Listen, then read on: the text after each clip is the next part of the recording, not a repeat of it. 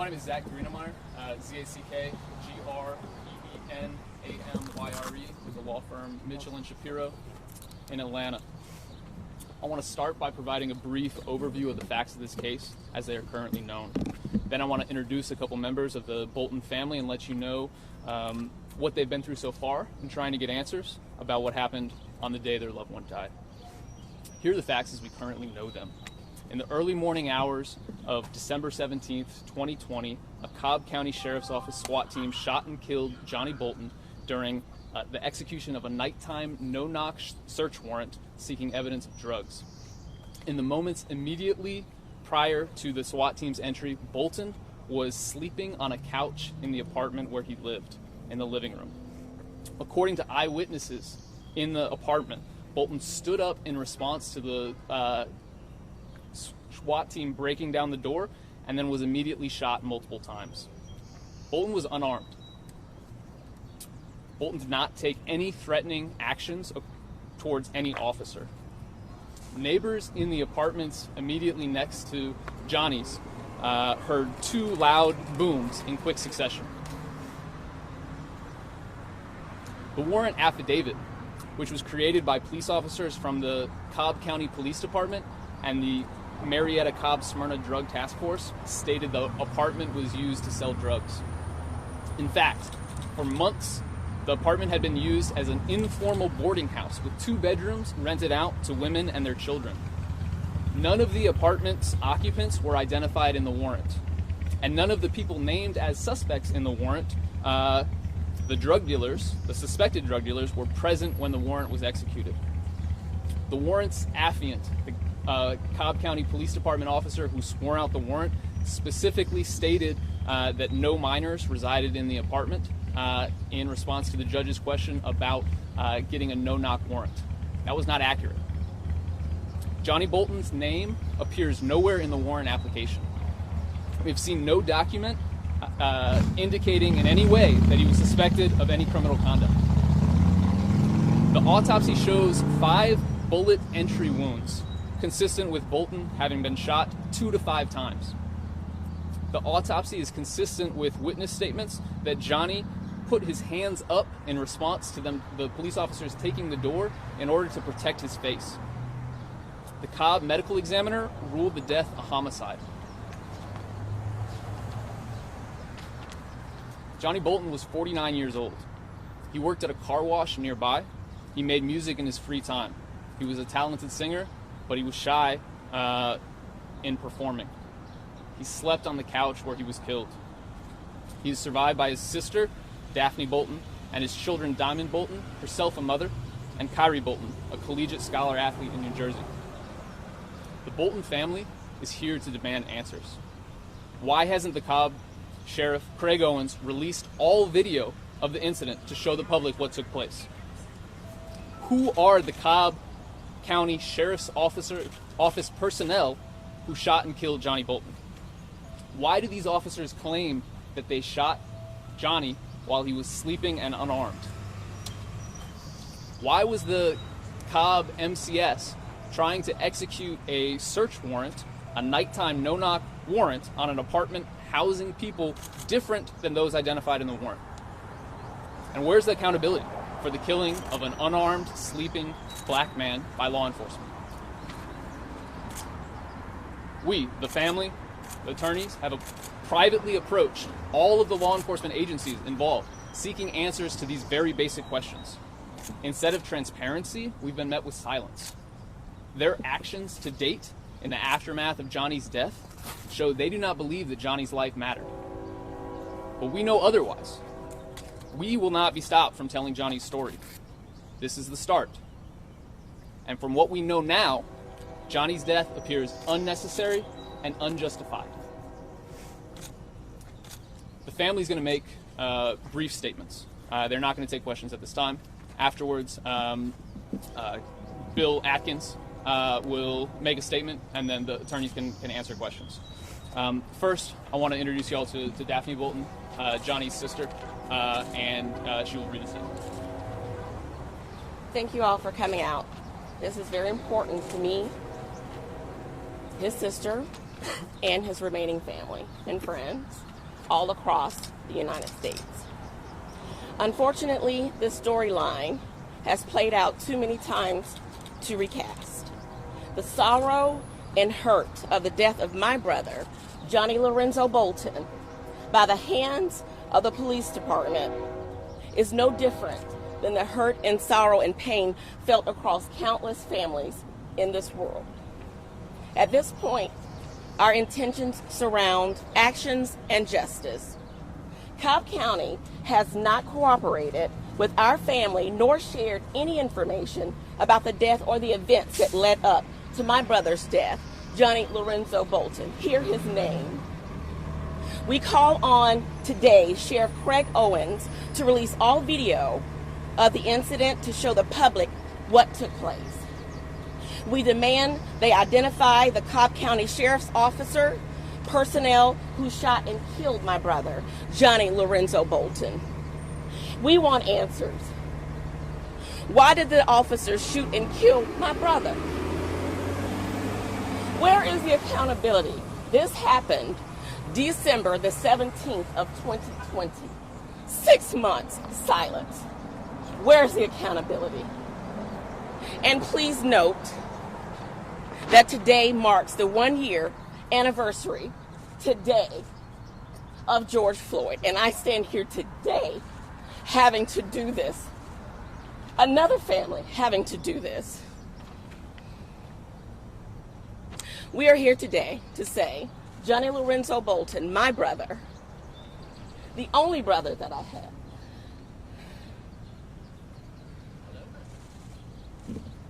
won't be covered up, and we will not be silenced. We will bring to the light of day, and justice will come, and my brother's death will not be in vain. That's all for now. And now I'd like to introduce Johnny's children, Kyrie Turner and Diamond Bolton. Good afternoon. Good afternoon. On December 17th, 2020, law enforcement officers shot and killed our father, Johnny Lorenzo Bolton. Since then, we have been looking for answers. We know from the medical examiner that he was shot multiple times, died from being shot from those gunshot wounds, of course. We know from the people that lived with him that he was not armed and was sleeping right before he was shot. We've asked all the law enforcement agencies involved in the warrant for information about what happened, and they've told us almost nothing. We just want answers on how this happened, what led to this. You know, he hasn't met his daughter, my child, and they took that away from him because that's what he was going to do. And we just need answers and we want justice. Thank you. Thank you.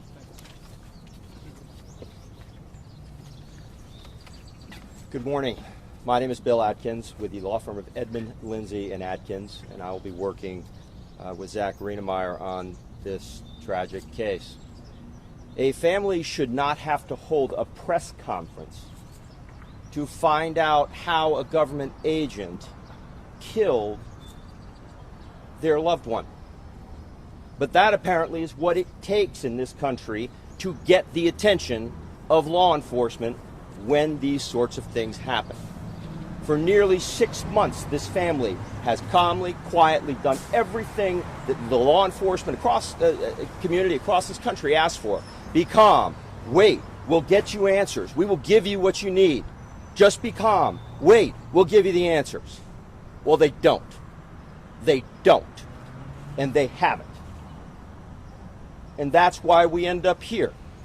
We understand that at this present moment, the DA's office has a job to do, that they are supposed to be reviewing this case, but that does not stop the sheriff's office from speaking to this family. That does not stop the newly elected sheriff who promised to change the way things would be done in Cobb County from being transparent. That's all we've asked for, is transparency. Is that too much for any American citizen to ask for when they discover that one of their loved ones has been shot and killed by a police officer? Is transparency too much to ask for? I don't think so. And this family doesn't think so. So today we are here asking for some measure of truth and accountability. We hope we will get some answers. Some answers.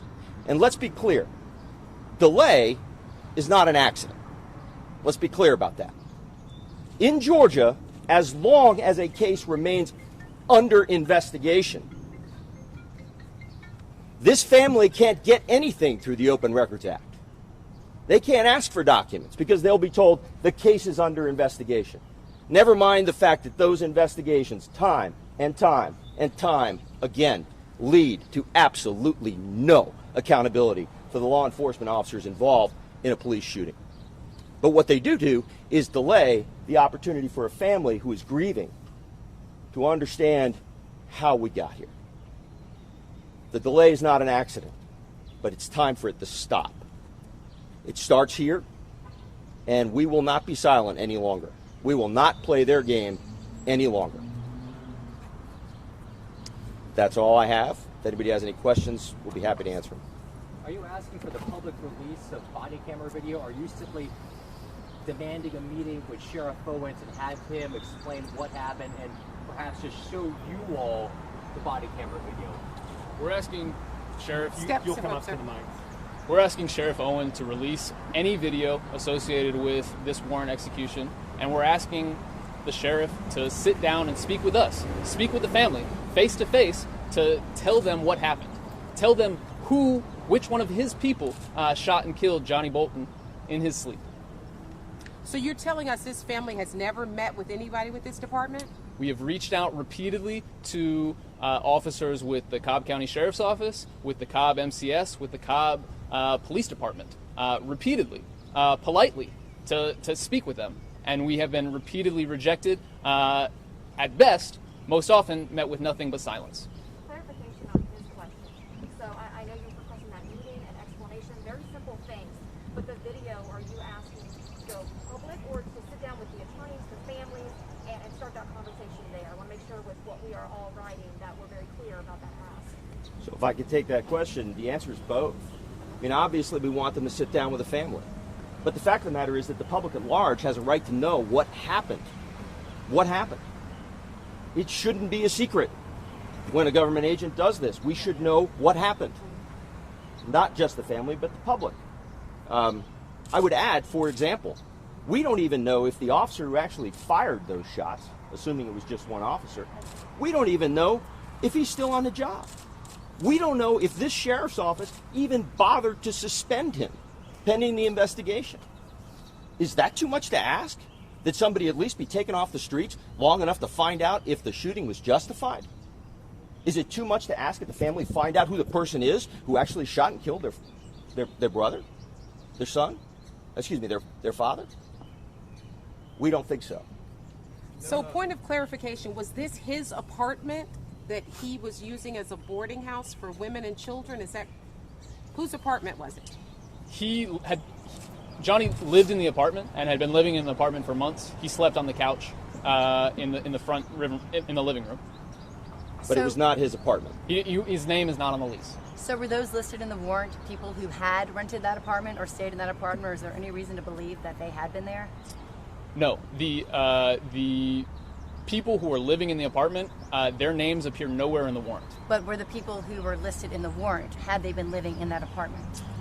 One of the people who is listed in the warrant, I believe the apartment was his, but the police knew that he was not at that location because at the same time they executed a warrant at his house where they knew he lived. Were there any children in the apartment at the time? Yes. There was a teenage girl who was in a back bedroom as this happened. Was anyone else in the apartment injured or detained that night? Everyone in the apartment was detained. Some of these people were detained for upwards of 12 hours without any charges before being released. So was anyone charged? Some people have been charged after the fact. And when you say boarding house, did you kind of like at the halfway house, this apartment, and was this limited through the state? Do you know that? This is an informal arrangement where people would pay a small, people going through tough times would pay a small amount of money to a friend so that they could have a place to sleep that wasn't in the street. Has law enforcement given any indication as to why they used a no-knock warrant? I mean, those have come under a lot of scrutiny. Typically, it's supposed to be pretty extreme situations. The indications that we have are the same indications that we get for no-knock warrants that have a lot of scrutiny around them, right? They're looking for evidence of a modest amount of drugs. They're concerned about officer safety. But the bigger picture about this and why the family is calling for increased scrutiny about no-knock warrants is these are incredibly dangerous, not just for the people in the house, but also for law enforcement.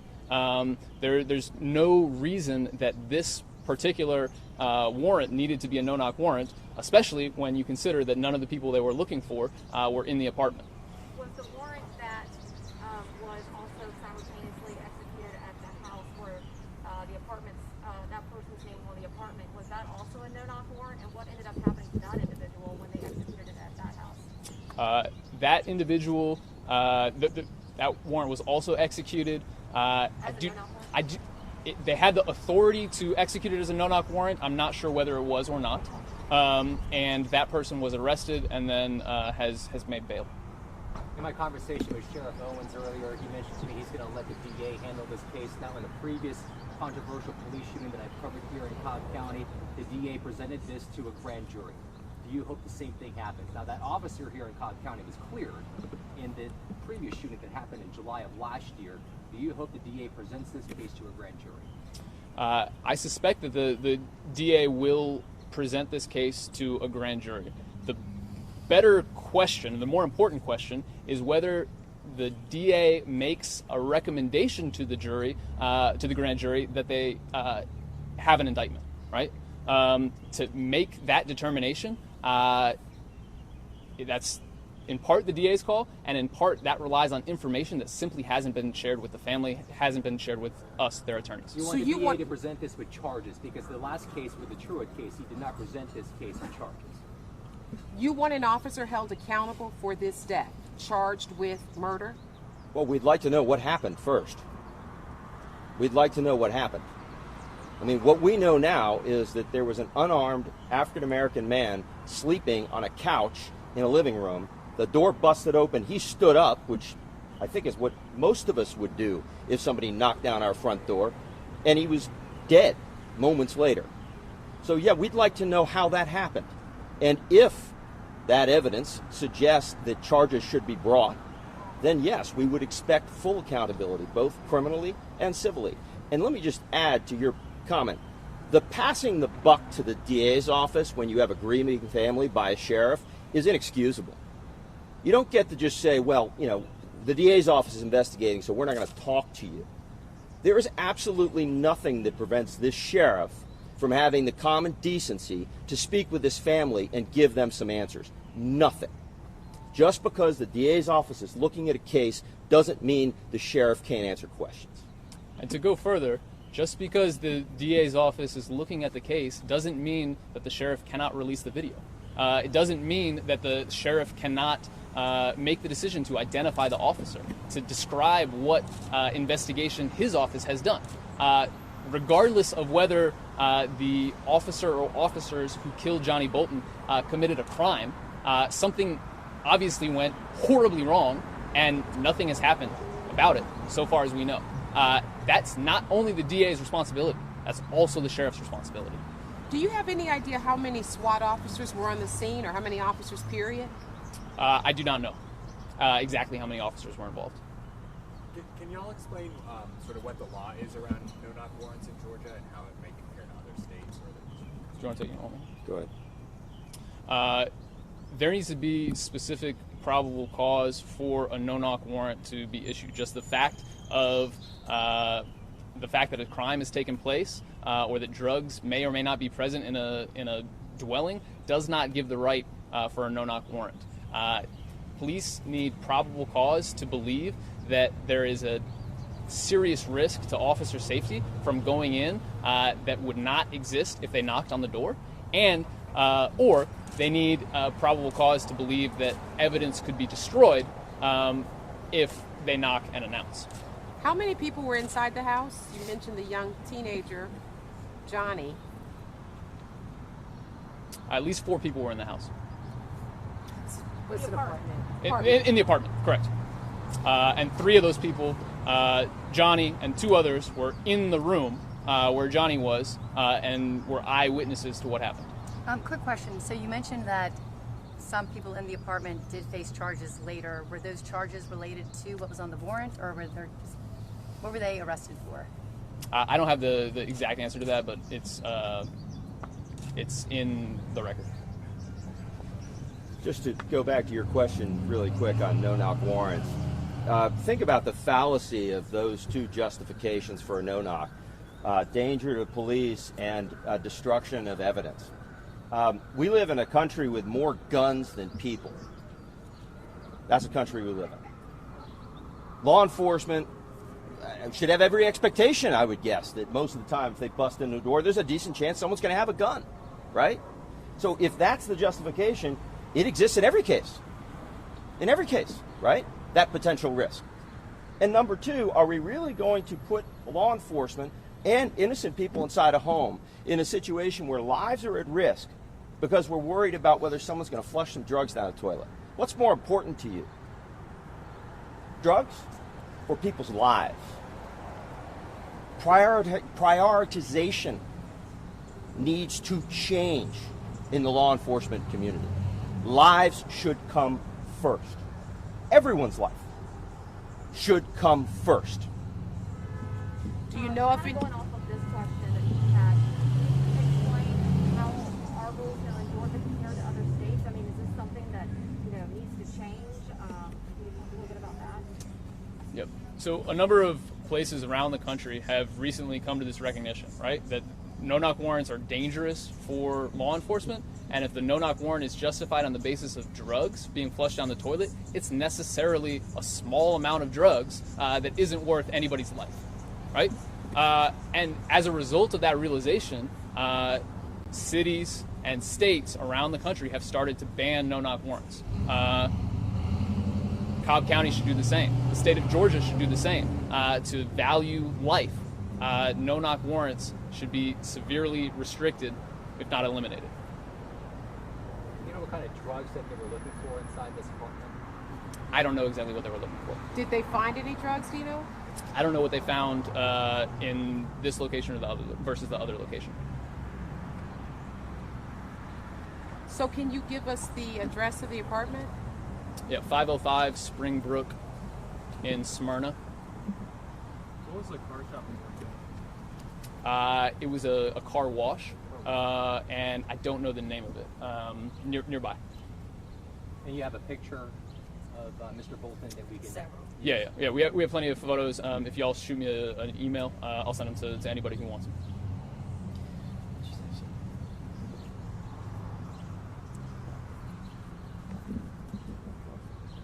I don't know what that's.